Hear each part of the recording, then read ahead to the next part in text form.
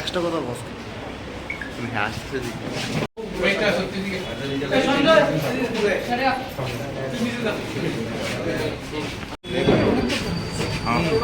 হাসি খুশি আছে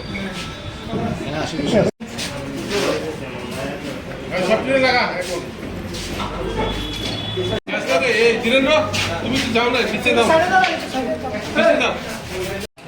কিন্তু আমি জানতাম না করছি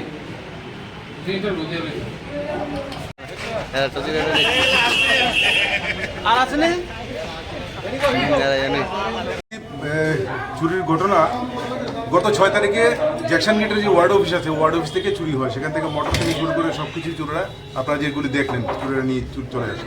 পরবর্তী সময়ে একটা স্পেসিফিক অভিযোগের মূলে আমরা একটা কেস নেওয়ার পর একটা টিম তৈরি করে দেওয়া হয় under the leadership of OC east Rana Chatterjee. তো এতে আমরা কি করি, আগের চুরির যে ঘটনাগুলি ঘটেছে ওখান থেকে আমরা মানে ইন্টারোগেশনে অনেকগুলি নাম আমাদের কাছে থাকে, সেগুলির মানে আমরা অ্যানালাইসিস করে আমরা একজনকে টার্গেট করি। তার নাম হচ্ছে সুনীল দেববর্মা।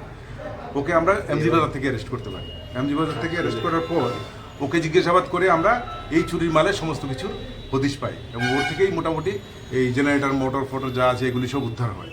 এবং তার বক্তব্য অনুযায়ী তার যে টোটাল গ্যাং আছে সেই গ্যাং থেকে আমরা টোটাল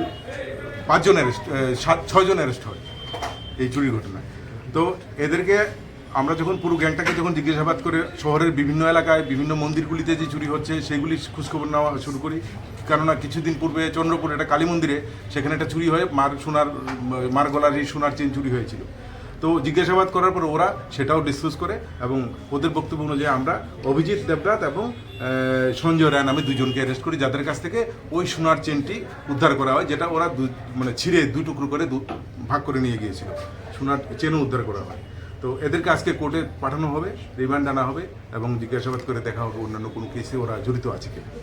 এই 15-20 দিনের মধ্যে আরও বেশ কয়েকটা চুরির কেস আপনাদের থানায় মানে লিপিবদ্ধ হয়েছে, ওইগুলা কি কোনো কিছু? না, এর মধ্যে তো কোনো চুরির ঘটনা লিপিবদ্ধ হয়নি। একটা মাত্র চুরির ঘটনা যেটা হয়েছে সেটা নিয়ে আমরা ডিটেকশন করলাম।